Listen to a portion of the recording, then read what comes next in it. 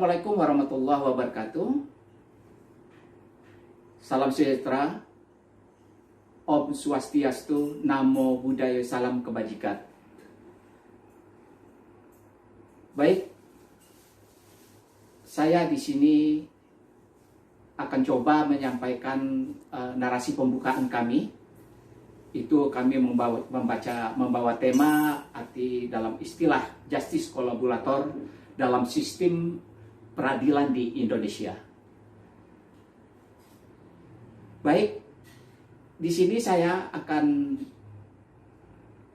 memperkenalkan kelompok kami dan berikut NPM-nya. Di antaranya adalah saya sendiri, Sofyan R, NPM 2018 1011 5131. Lalu rekan saya Intan Rosidi 2018 1011 5043. Dilanjutkan Kadek Sudiarta 2018 1011 5145. Dilanjutkan lagi Imade Yogahari Wiguna 2018 1011 5060. Dan terakhir adalah Igusti Ngurah Bagus Citra Pranata. Mohon maaf, saya ulang, Igusti Ngurah Bagus Chandra Pranata 2018 1011 5146. Baik, itu tadi kelompok kami. Baik, saya lanjutkan ke latar belakang,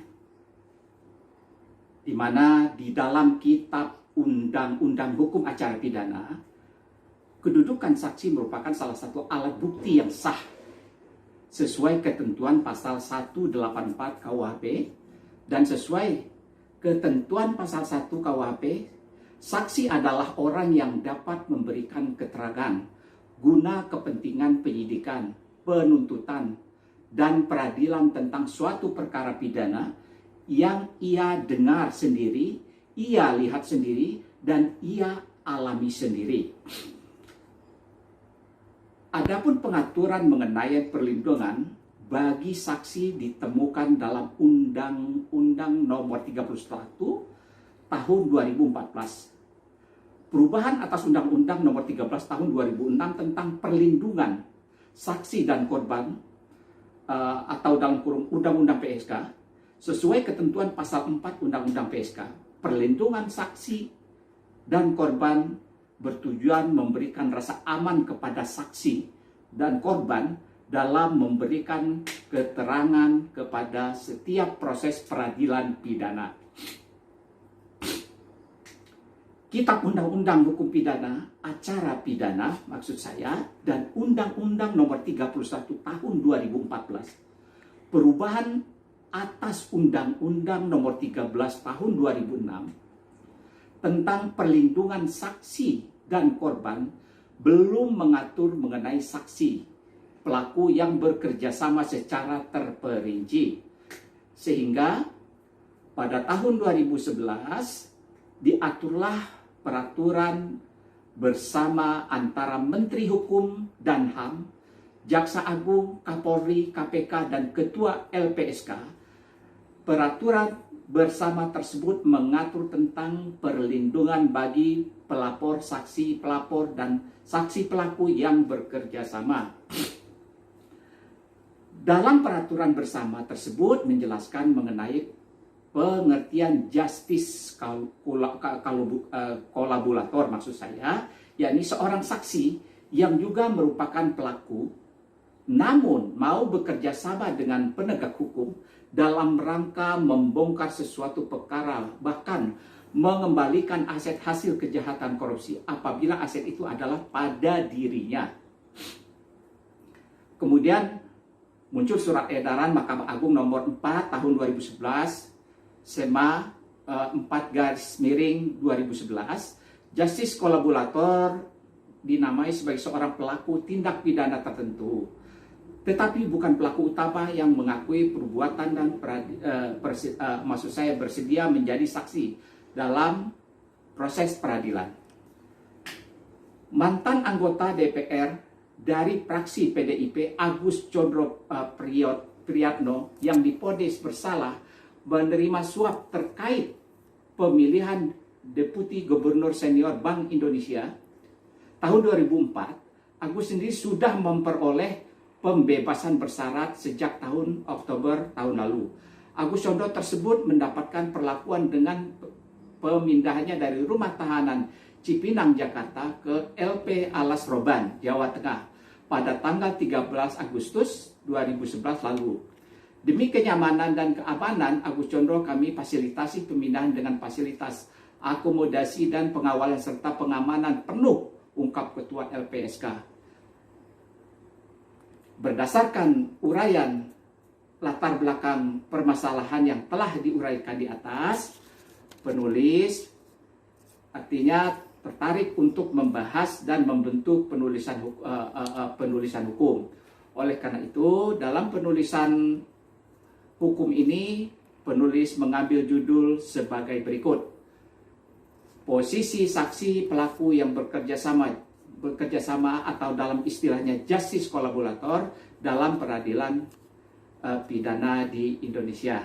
Demikian akan dilanjutkan oleh rekan saya. Terima kasih. Selanjutnya, bab kedua, kajian pustaka tentang sistem peradilan pidana dan kedudukan justice kolaborator. Yang pertama, sistem peradilan pidana di Indonesia. Sistem peradilan pidana adalah jaringan peradilan yang bekerja sama secara terpadu di antara bagian-bagiannya untuk mencapai tujuan tertentu.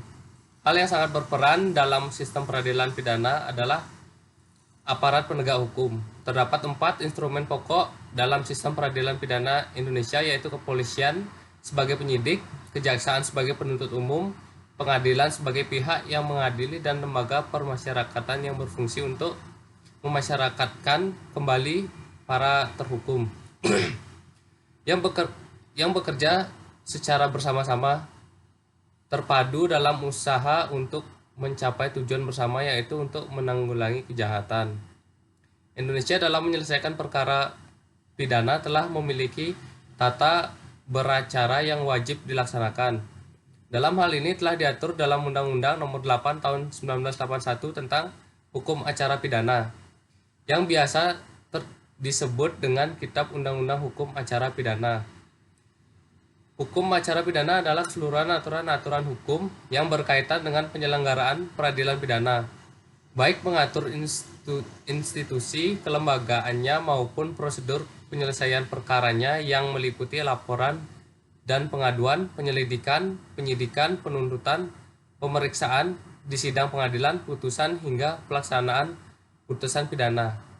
Yang kedua, peradilan hukum terhadap justice kolaborator. Dalam sistem hukum Indonesia, perlindungan hukum justice kolaborator diatur dalam 3 jenis peraturan, yakni Undang-Undang Nomor 31 Tahun 2014, Surat Edaran Mahkamah Agung, dan Peraturan Bersama Menteri Hukum dan Hak Asasi Manusia Republik Indonesia, Jaksa Agung Republik Indonesia, Kepala Kepolisian Negara Republik Indonesia.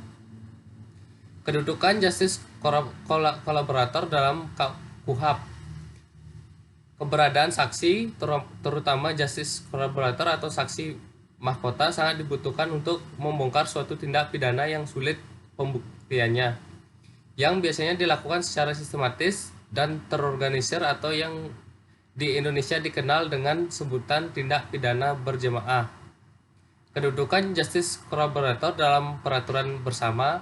Di dalam peraturan bersama Menteri Hukum dan HAM, Jaksa Agung, Kapolri, KPK, dan Ketua LPSK, justice kolaborator diartikan sebagai seorang saksi yang juga merupakan pelaku, namun mau bekerja sama dengan penegak hukum dalam rangka membongkar suatu perkara, bahkan mengembalikan aset hasil kejahatan korupsi.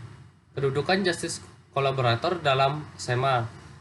Dalam Surat Edaran Mahkamah Agung Nomor 4 Tahun 2011, justice kolaborator dimaknai sebagai seorang pelaku tindak pidana tertentu, tetapi bukan pelaku utama, yang mengakui perbuatannya dan bersedia menjadi saksi dan dalam proses peradilan. Kedudukan justice kolaborator dalam Undang-Undang Perlindungan Saksi dan Korban, Undang-Undang Nomor 31 Tahun 2014, perubahan atas Undang-Undang Nomor 13 Tahun 2006 tentang peradilan saksi dan korban. Undang-undang ini lahir atas pemahaman pentingnya peran saksi dan pelapor untuk membantu mengungkap tindak pidana.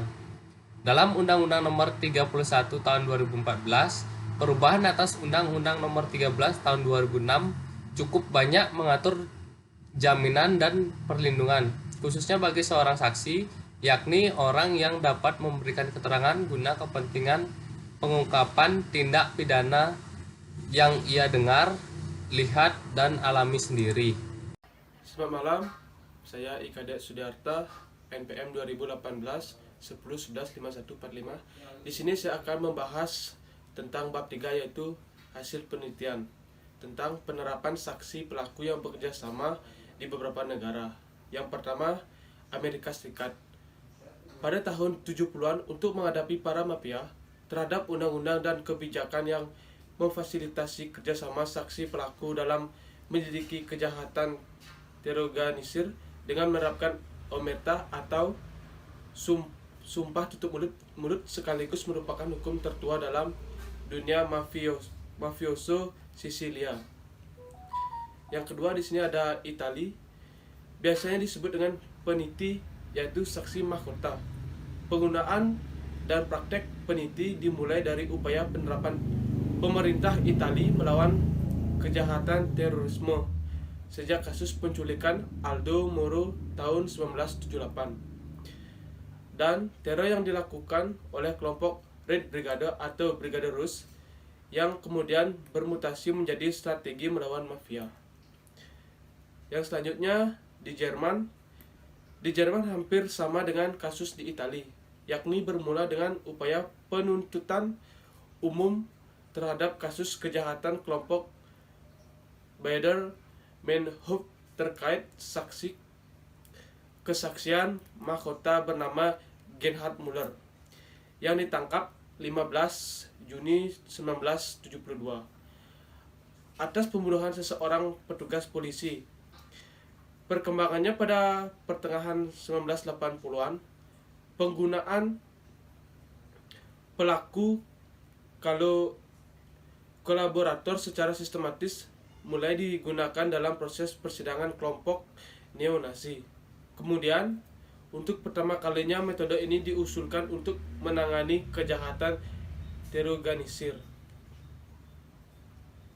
Yang kedua, tentang penerapan saksi pelaku yang bekerja sama di Indonesia.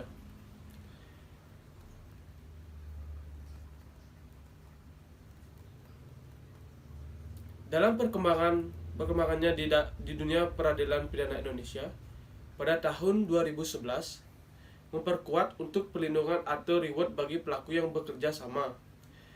Dalam penyempurnaan Undang-Undang Nomor 13 Tahun 2006 dan KUHP, Mahkamah Agung sebagai pemegang kekuasaan utama yudikatif menerbitkan surat edaran Mahkamah Agung SEMA Nomor 4 Tahun 2011 tentang perlakuan bagi pelapor tindak pidana dan saksi pelaku yang bekerja sama dalam perkara tindak pidana tertentu. Peran saksi pelaku atau yang bisa kita sebut sebagai saksi mahkota merupakan peran yang menentukan dalam membantu upaya pembuktian. Konsep dasar justice collaborator adalah upaya bersama untuk mencari kebenaran dalam rangka mengungkap keadilan yang hendak disampaikan kepada masyarakat.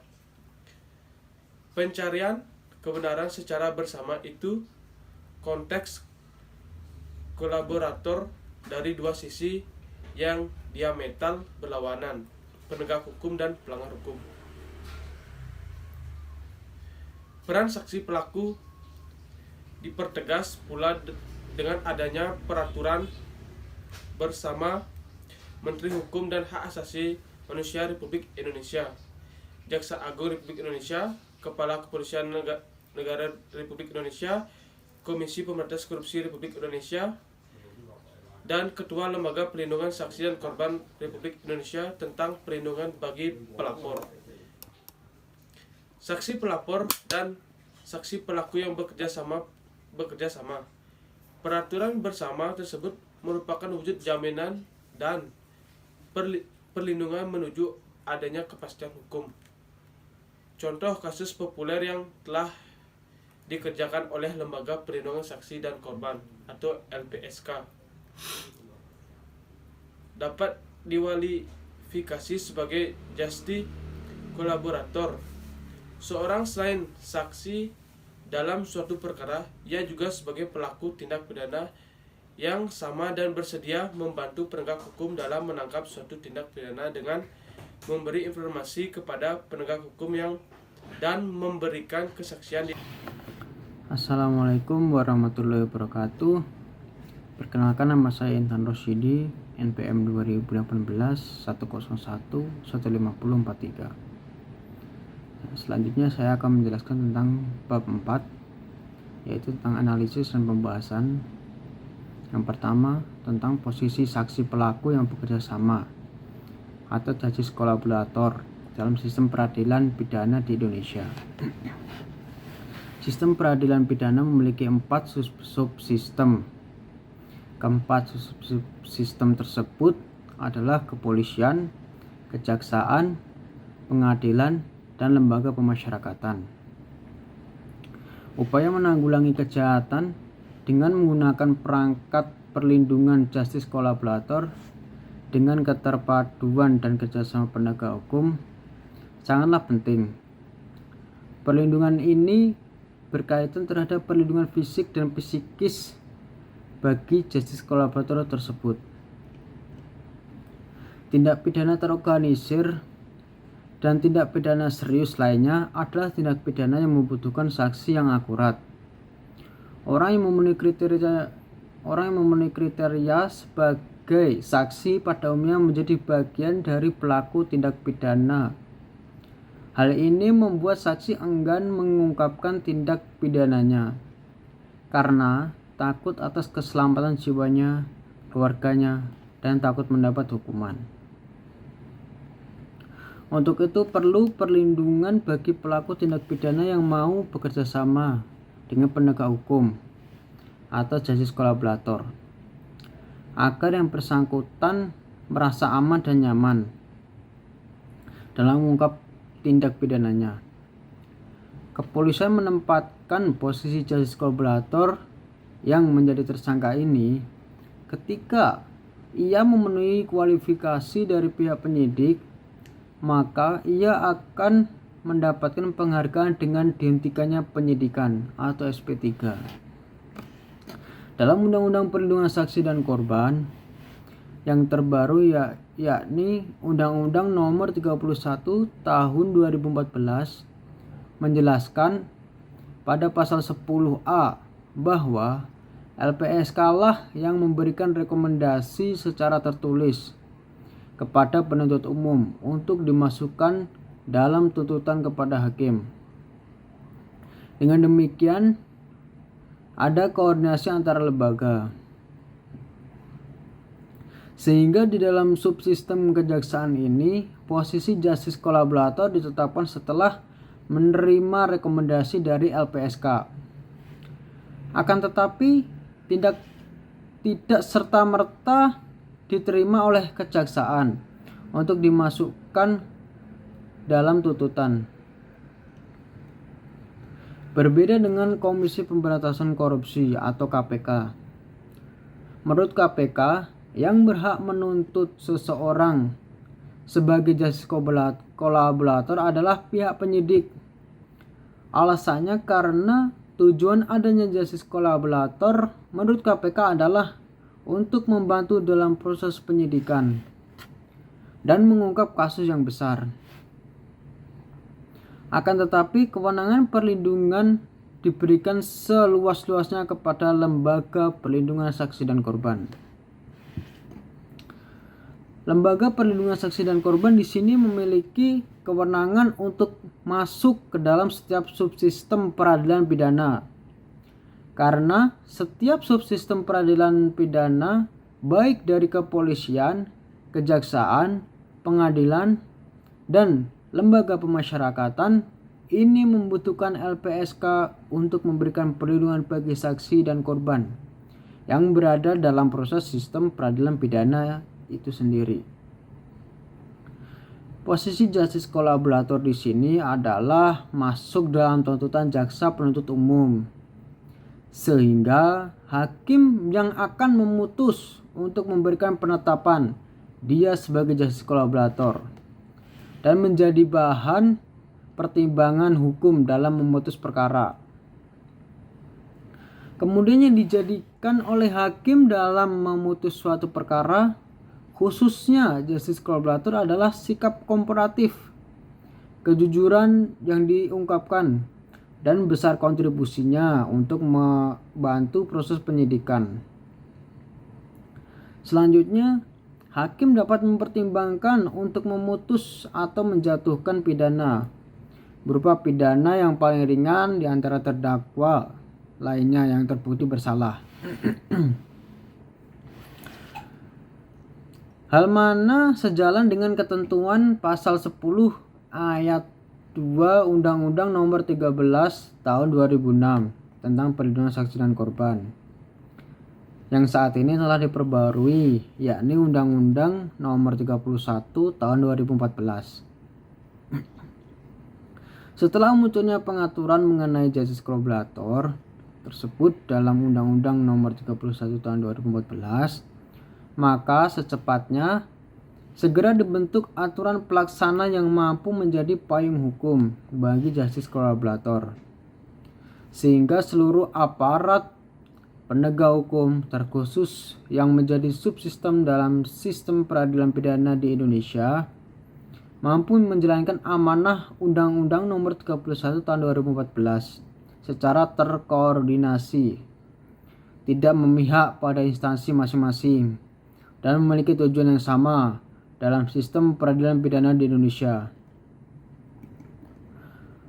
Konstruksi posisi justice kolaborator pada saat proses persidangan yaitu berada dalam proses penuntutan, di mana jaksa penuntut umum mendapatkan rekomendasi dari LPSK yang selanjutnya akan dimasukkan ke dalam tuntutan jaksa, kemudian akan ditetapkan oleh hakim pengadilan. Maka dalam memberikan tuntutan haruslah menggunakan teori keadilan, di mana seseorang yang dituntut ini telah berjasa membantu proses peradilan di Indonesia, sehingga tuntutan tersebut dapat berupa penjatuhan sanksi pidana dengan menghilangkan penjatuhan pidana penjara. Sekian penyampaian dari saya. Jika banyak salahnya, saya minta maaf yang sebesar-besarnya. Wassalamualaikum warahmatullahi wabarakatuh.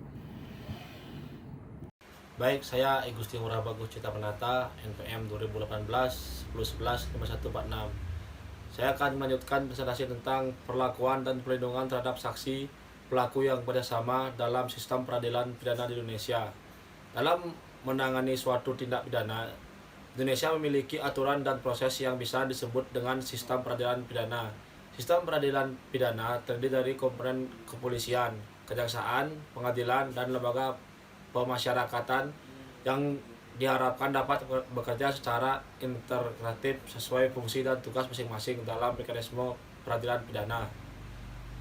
Dalam tindak pidana yang terorganisir dan tidak pidana serius lainnya, orang yang memenuhi kriteria sebagai saksi pada umumnya menjadi bagian dari pelaku tindak pidana.